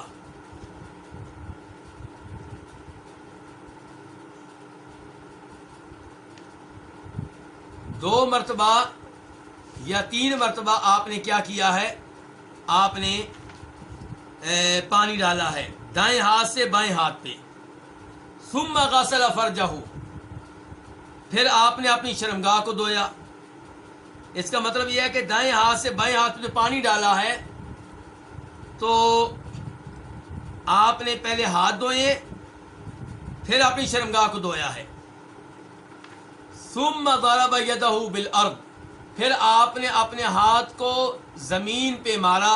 ابل حائطی یا دیوار پہ مرتین و ثلاثہ 2 مرتبہ یا 3 مرتبہ، یعنی کہ پہلے ہاتھ دھوئے، ہاتھ دھونے کے بعد شرمگاہ کو دھویا، شرمگاہ کو دھونے کے بعد پھر ہاتھ دھوئے جا رہے ہیں. کس لیے؟ کیونکہ اب شرمگاہ پہ لگ کر آئے ہیں اور اب دھو رہے ہیں آپ کس کے ساتھ؟ مٹی کے ساتھ. مٹی ہاتھوں پہ لگانے کے لیے آپ نے ہاتھ اپنے زمین پہ مارے یا دیوار پہ مارے تاکہ مٹی لگ جائے اور ہاتھ اچھی طرح صاف ہو جائیں. اور یہ ایسی جیسے آج کل ہم صابن لگاتے ہیں. تو نبی اسلام نے کیا استعمال کیا؟ مٹی. اور مٹی بہترین صفائی کرتی ہے. ثم ماذا، پھر آپ نے کیا کیا؟ آپ نے کلی کی. وسن شکا، اور آپ نے ناک میں پانی چڑھایا. وغسل وجہہ، اب دیکھیں جناب عائشہ نے اپنے حدیث میں کیا الفاظ استعمال کیے تھے کہ اللہ کے رسول نے نماز والا مکمل وضو کیا. اور ام المؤمنین میمونہ کیا کہہ رہی ہیں کہ پہلے ہاتھ دھوئے، پھر کلی کی، پھر ناک میں پانی چڑھایا. وغسل وجہہ، اپنے چہرے کو دھویا. وذراء، اپنے بازوؤں کو دھویا. اب اس کے بعد نمبر کس کا تھا؟ سر پہ مسح کرنے کا، لیکن اس کا تذکرہ نہیں ہے. پاؤں دھونے کا، اس کا تذکرہ نہیں ہے. ثم افاض، کہتی ہیں پھر آپ نے پانی بہایا، پانی ڈالا علی رأسہ. ثم افاض علی رأس الماء، پھر آپ نے اپنے سر پہ پانی بہایا، اپنے سر پہ پانی ڈالا. مسح کی جگہ پہ کیا آ گیا؟ پانی بہانا آ گیا. ثم غسل جسدہ، پھر آپ نے اپنے جسم کو دھویا. پہلے سر پہ پانی ڈالا، پھر پورے جسم کو دھویا. ثم تناہا، پھر اس جگہ سے ہٹ گئے، سائڈ پہ ہو گئے. فغسل رجلیہ، تو آپ نے اپنے دونوں پاؤں دھوئے، ان کے پاؤں آخر میں دھوئے ہیں. یہ حدیث میمونہ ہے. قالت، میمونہ رضی اللہ عنہ کہتی ہیں فاتیتہ بخرقہ، میں آپ کے پاس ایک کپڑا لے کر آئی. جیسے آج کل غسل کے بعد تولیہ لایا جاتا ہے، ایسے کہہ رہی میں آپ کے پاس ایک کپڑا لے کر آئی. فلم یریدھا، آپ نے اس کا قصد نہیں کیا، آپ نے اس کا ارادہ نہیں کیا، آپ نے وہ نہیں لیا. فجعل ينفض بيده، تو آپ اپنے ہاتھوں کے ساتھ پانی جھاڑنے لگے. لو جی، حدیث عائشہ بھی پڑھ لی، حدیث میمونہ بھی پڑھ لی. حدیث عائشہ میں کیا تھا؟ پہلے وضو ہے نماز کی طرح، اس کے بعد بالوں کی جڑوں میں آپ گیلی انگلیاں ڈالتے، پھر سر پہ 3 چلو پانی ڈالتے، پھر پورے جسم میں پانی بہا لیتے. حدیث میمونہ میں کیا ہے کہ یہاں پہ آپ نے شرمگاہ کے بعد ہاتھ دھوئے ہیں، اور اس کے بعد آپ نے کلی کی ہے، ناک میں پانی چڑھایا ہے، چہرہ دھویا ہے، بازو دھوئے ہیں، لیکن سر کے مسح کا تذکرہ نہیں ہے. پاؤں کا تذکرہ بھی نہیں ہے، لیکن پاؤں کا تذکرہ آ گیا کہ بعد میں پاؤں دھوئے ہیں. اب پاؤں کے تعلق سے پہلے مسئلہ حل کرتے ہیں. پہلی حدیث میں یہ ہے کہ وضو پہلے پورا کر لیا، اس کا مطلب ہے پاؤں پہلے دھو لیے تھے. اور آخری میمونہ کی حدیث میں ہے کہ پاؤں بعد میں دھوئے ہیں. تو دونوں طریقے ٹھیک ہیں، اور علماء کرام نے دونوں حدیثوں پہ عمل کرنے کے لیے یہ بتایا ہے کہ آپ جس جگہ غسل کر رہے ہیں وہ جگہ دیکھیں.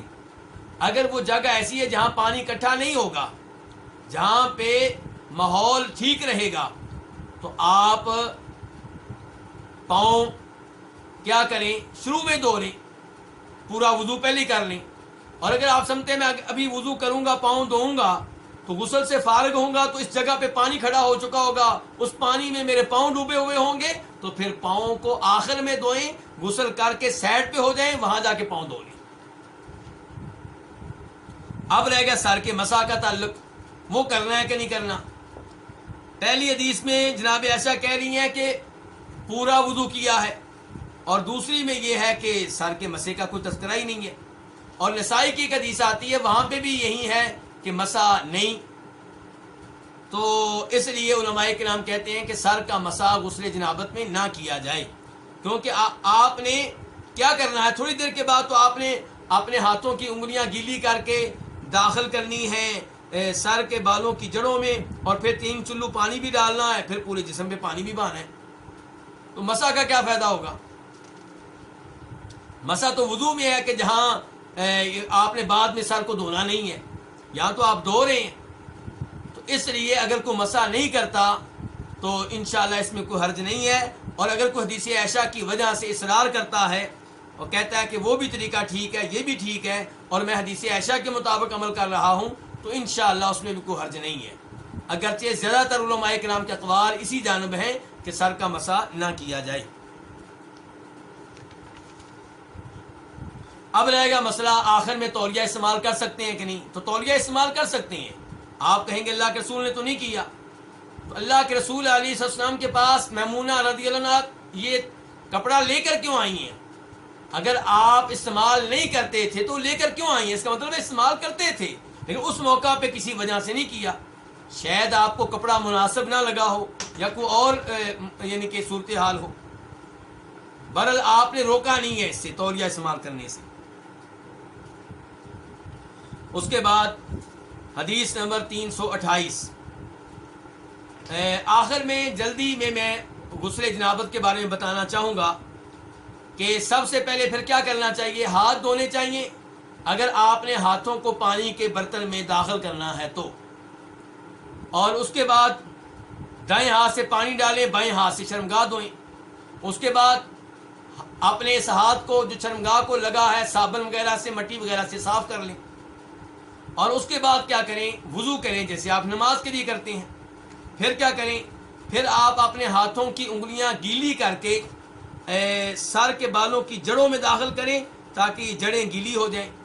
پھر 3 چلو پانی ڈالیں دونوں ہاتھوں سے، پہلا دائیں جانب، دوسرا بائیں جانب، تیسرا درمیان میں، اور پھر پورے جسم پہ پانی آپ بہا لیں، آپ کا غسل جنابت ہو جائے گا۔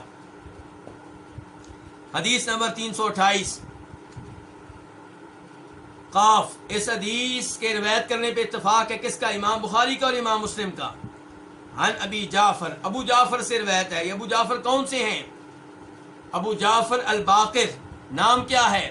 محمد بن علی بن حسین بن علی بن ابو طالب، یعنی کہ جناب علی کے بیٹے کا نام کیا؟ حسین، ان کو تو آپ جانتے ہیں، اور حسین کے بیٹے کون ہیں؟ علی، جو زین العابدین کے نام سے مشہور ہیں، ان کے بیٹے آگے یہ ہیں ابو جعفر الباقر۔ ابو جعفر ان کی کنیت ہے، باقر ان کا لقب ہے، اور نام کیا ہے؟ محمد بن علی۔ تو علی کون؟ زین العابدین۔ جناب علی کے کیا یہ لگے؟ جناب علی کے پڑپوتے لگے۔ اور میں توجہ آپ کی اس طرف دلانا چاہتا ہوں کہ بہت سے لوگ اعتراض کرتے ہیں کہ جناب آپ لوگوں کی سنیوں کی کتابیں بخاری مسلم سب سے بڑی کتابیں ہیں، ان میں آل بیت کی حدیث کیوں نہیں ہے؟ تو یہ آل بیت میں سے ابو جعفر، یہ حدیث دیکھیں آپ کے سامنے ہے۔ اور پھر جناب علی کی حدیث کتنی آ چکی ہیں، وہ بھی آل بیت میں سے ہیں۔ عبداللہ ابن عباس کی حدیث صبح و شام آتی ہیں، وہ بھی آل بیت میں سے ہیں۔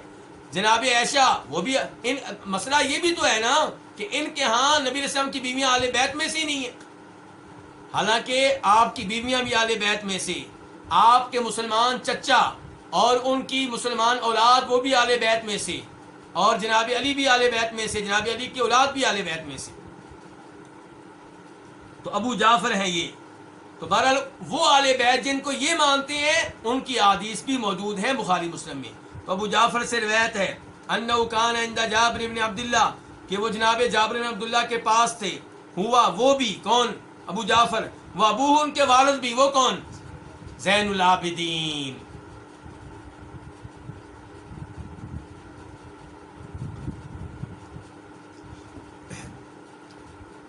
وعندہ قوم، اور جناب جابر کے پاس کچھ لوگ تھے، فسألوہ، انہوں نے سوال کیا کس سے؟ جناب جابر سے، عن الغسل، غسل کے بارے میں۔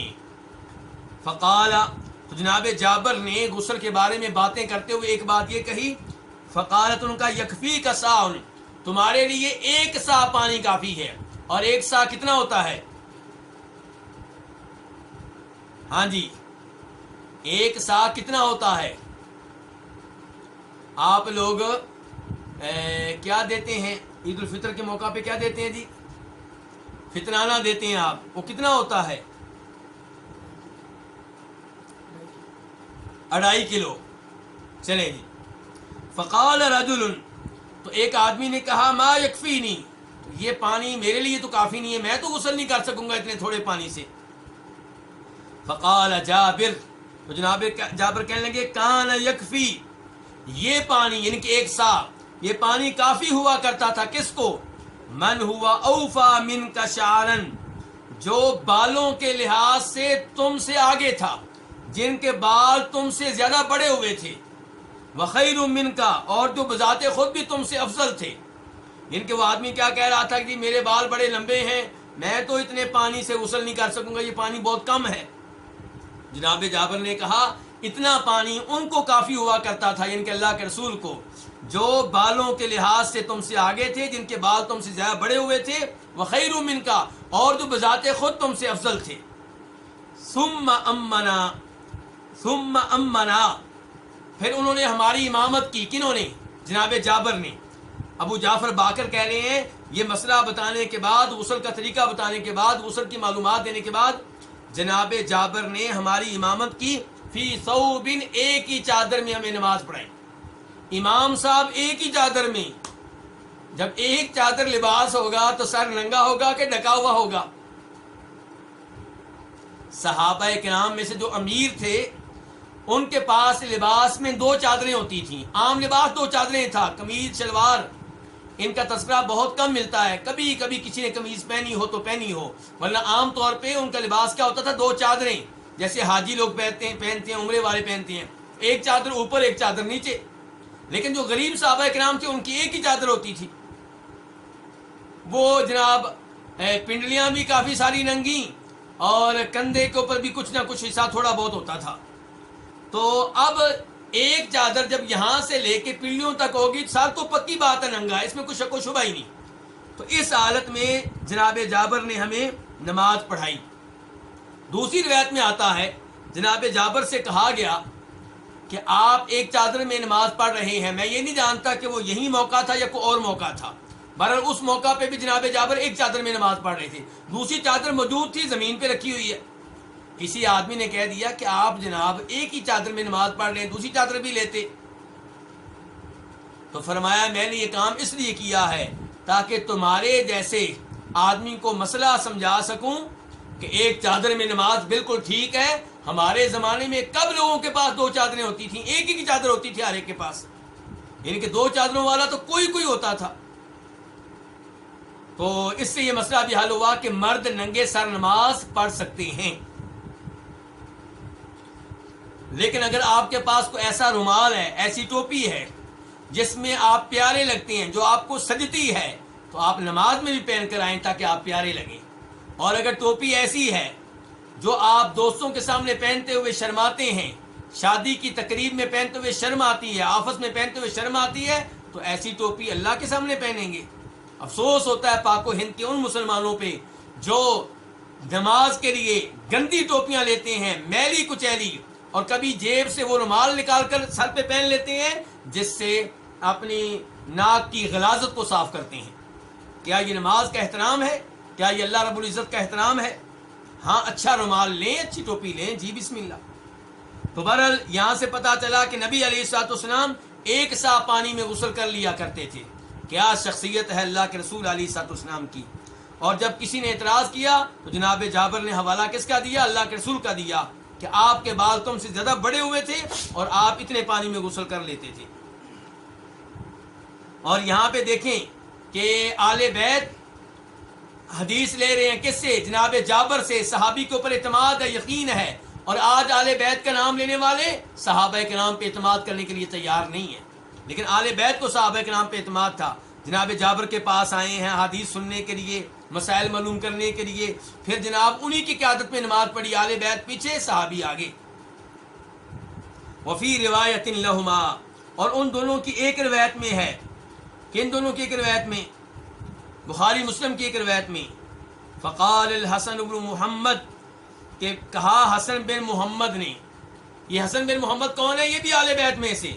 یہ ہے حسن بن محمد بن حنفیہ، یعنی کہ جناب علی کے بیٹے کا نام ہے محمد، اور محمد کے بیٹے حسن ہیں. تو یہ جناب علی کے کیا لگے؟ جناب علی کے پوتے. پہلے کون تھا؟ پڑپوتا. اور پہلے جناب علی کے پوتے اور پڑپوتے دونوں تھے، باپ بیٹا. اور اب کون ہے؟ اب کون ہے پوتے؟ تو جناب علی کے بیٹے حسن و حسین بھی تھے، ایک بیٹے محمد بھی تھے. حسن و حسین کی والدہ کا نام کیا؟ فاطمہ رضی اللہ تعالی عنہم. اور محمد کی والدہ جو ہیں وہ فاطمہ نہیں ہیں. وہ ایک عورت تھی جن کا تعلق تھا بنو حنیفہ قبیلے سے، اس لیے ان کا نام کیا مشہور کر دیا گیا؟ محمد بن حنفیہ۔ حنفیہ ان کی والدہ کی طرف نسبت ہے، والد کون ہے؟ جناب علی، تو یہ بھی آل بیت میں سے ہیں۔ تو یہ حسن بن محمد بن حنفیہ کہنے لگے انی رجل کثیر الشعر، میں ایسا آدمی ہوں کہ میرے بال بہت زیادہ ہیں، میں بہت زیادہ بالوں والا آدمی ہوں۔ قال جابر، تو جابر کہنے لگے، جابر کہتے ہیں فقلت، تو میں نے اس کو جواب دیا، کس کو؟ اچھا، جناب جابر یہ باتیں کس کو بتا رہے ہیں؟ جناب جابر یہ باتیں بتا رہے ہیں زین العابدین کو اور ابو جعفر الباقر کو، یعنی کہ کسی موقع پہ یہ گفتگو ہوئی تھی جناب جابر کے مابین اور حسن بن محمد بن حنفیہ کے مابین۔ تو حسن بن محمد بن حنفیہ نے کہا تھا میں ایسا آدمی ہوں، میرے بہت زیادہ بال ہیں۔ جناب جابر کہتے ہیں فقلت، تو میں نے اس سے کہا تھا، کس سے؟ حسن بن محمد بن حنفیہ سے، کہ کان النبی صلی اللہ علیہ وسلم اکثر منک شعرا، کہ نبی علیہ الصلوۃ والسلام تم سے زیادہ بالوں والے تھے، اس کے باوجود اتنے پانی پہ گزارا کرتے تھے۔ اس سے بڑا مسئلہ کیا معلوم ہوا کہ غسل کرتے ہوئے، وضو کرتے ہوئے اسراف نہیں کرنا چاہیے، پانی ضائع نہیں کرنا چاہیے، اور تھوڑے پانی میں غسل کرنے کی کوشش کریں۔ حدیث نمبر 329 329 قاف، اس حدیث کے روایت کرنے پہ اتفاق ہے، کس کا؟ امام بخاری کا اور امام مسلم کا۔ عن ام سلمہ، ام سلمہ رضی اللہ عنہا سے روایت ہے، قالت، وہ کہتی ہیں کانت ہیا، وہ تھی، کون؟ ام سلمہ، وہ تھیں، اور اللہ کے رسول، وہ اور اللہ کے رسول کیا کرتے تھے؟ یغتسلانی، غسل کیا کرتے تھے، فی الاناء الواحدی، ایک ہی برتن میں، من الجنابتی، جنابت کی وجہ سے، جنابت کا غسل ایک ہی برتن سے کیا کرتے تھے۔ اس سے پتہ چلا میاں بیوی ایک ساتھ غسل کر سکتے ہیں، اس سے پتہ چلا میاں بیوی ایک دوسرے کی شرمگاہ کو دیکھ سکتے ہیں۔ یہ کہنا کہ جناب خامد بیوی کی شرمگاہ نہیں دیکھ سکتا، بیوی خامد کی، سب فضول باتیں ہیں، بغیر کسی دلیل کے ہیں۔ اور یہ بھی پتہ چلا کہ عورت غسل کرے تو اس کے غسل کے بعد جو بچا ہوا پانی ہے وہ مرد کے غسل کے لیے ٹھیک ہے، ایسا نہیں ہے کہ وہ پلید ہو گیا، ایسی بات نہیں ہے۔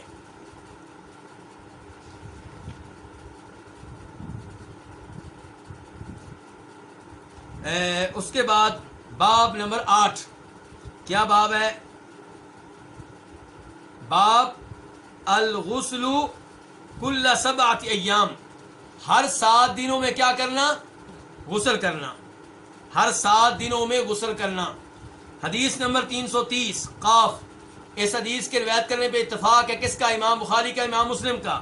عن ابی ہریرہ عن النبی صلی اللہ علیہ وسلم قال، جناب ابو ہریرہ سے روایت ہے، وہ نبی علیہ الصلوۃ والسلام سے روایت کرتے ہیں کہ آپ نے فرمایا حق علی کل مسلم، ہر مسلمان پہ واجب ہے، فرض ہے، کیا؟ ان یغتسل، کہ وہ غسل کرے، فی کل 7 ایام، ہر 7 دنوں میں، یومن، ایک دن میں، ہر 7 دنوں میں سے ایک دن میں ہر مسلمان پہ واجب ہے کہ وہ غسل کرے۔ یغسل فیہ، اس غسل میں دھوئے، راسو، اپنے سر کو، وجسدہ، اپنے سارے جسم کو۔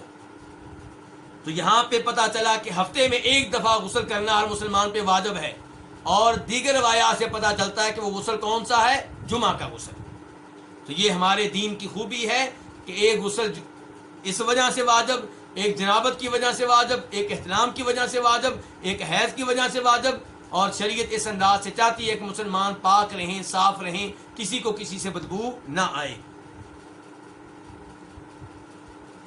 یہاں ایک دو سوالوں کا میں جواب جلدی میں دینا چاہوں گا۔ سوال ایک یہ پیدا ہوتا ہے کہ وضو کرتے ہوئے کیا یہ ممکن ہے کہ آپ چہرے کو دھوئیں 2 مرتبہ، بازو دھوئیں 3 مرتبہ، اور پاؤں دھوئیں 1 مرتبہ، یعنی کہ ایک وضو میں 3 طریقے استعمال کریں؟ تو اس سوال کا جواب یہ ہے کہ یہ بالکل جائز ہے۔ دلیل کیا ہے؟ آپ ذرا میرے ساتھ دیجیے گا جلدی سے۔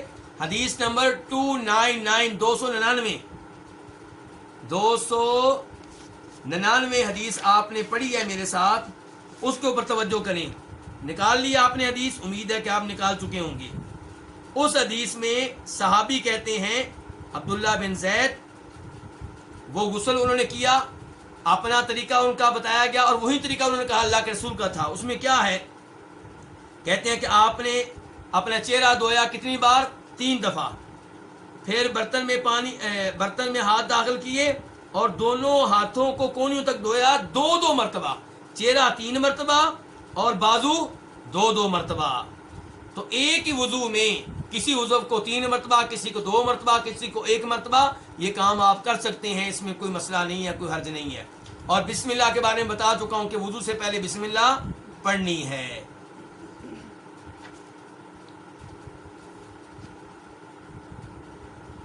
اور اب آتے ہیں باب نمبر 9 کی طرف۔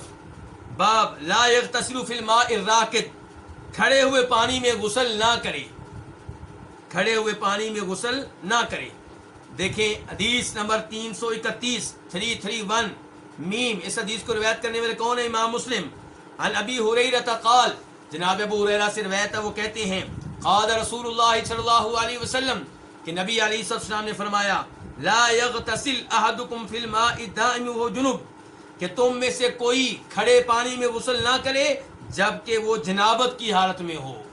جنابت کی حالت میں ہو تو نہر سے آپ غسل کریں، کیونکہ نہر میں پانی چل رہا ہے، دریا میں کریں پانی چل رہا ہے، سمندر میں کریں پانی چل رہا ہے، لیکن وہ ندی یا وہ تالاب جس میں پانی رکا ہوا ہے اس میں مزید پانی داخل نہیں ہوتا، تو جنابت کا غسل اس میں نہ کریں۔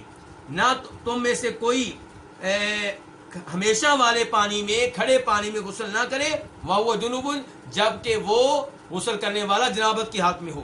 فقال، تو کہنے والے نے کہا کیف یفعل یا ابا ہریرہ، ابو ہریرہ یہ پھر وہ آدمی کیسے کرے جس نے جنابت کا غسل کرنا ہے اور پانی وہ تالاب میں موجود ہے، اور پانی تو عام طور پہ ہوتا نہیں تھا ان دنوں میں، تو پھر وہ کیا کرے؟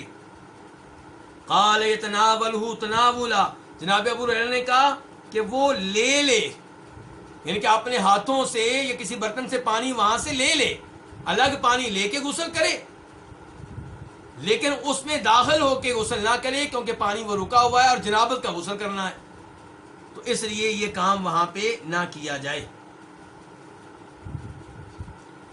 اور یہ ایک حدیث رہ گئی ہے، یہ اگر میں پڑھوں گا تو آپ کا ٹائم بہت اوپر ہو جائے گا، اس لیے یہاں پہ آج کے درس کو روکتے ہیں۔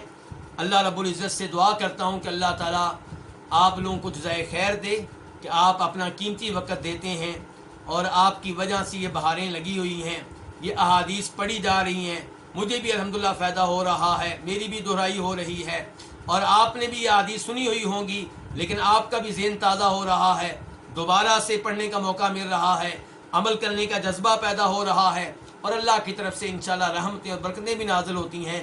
اور یہ 1.5 گھنٹہ جو آپ دیتے ہیں، میں دیتا ہوں، اگر اخلاص ہوا تو انشاءاللہ روزے قیامت بھی کام آئے گا، قبر میں بھی کام آئے گا۔ اللہ تعالیٰ مجھے اور آپ کو اس معاملے میں استقامت دے، پوری زندگی اللہ تعالیٰ ہمیں تفسیر کا اور حدیث کا طالب علم بنا کر رکھے، پوری زندگی یہ علم ایسے ہی آپ لیتے رہیں، بچوں کو بھی ساتھ بٹھایا کریں اور دیگر دوست احباب کو بھی ترغیب دیں۔ اللہ تعالیٰ آپ سب کو جزائے خیر دیں، اور ہمارے ان ساتھیوں کو جن کی وجہ سے دورہ شروع کیا گیا، جنہوں نے اس دورے کی ترغیب دی، ان سب کو اللہ جزائے خیر دے، اور ہمارے شیخ صاحب شیخ شمس الزمان حفظہ اللہ کو اللہ جزائے خیر دے، جن کی زیر نگرانی اور جن کے دعویٰ سینٹر کی زیر نگرانی ہم یہ پروگرام کر رہے ہیں۔ وآخر دعوانا ان الحمدللہ رب العالمین۔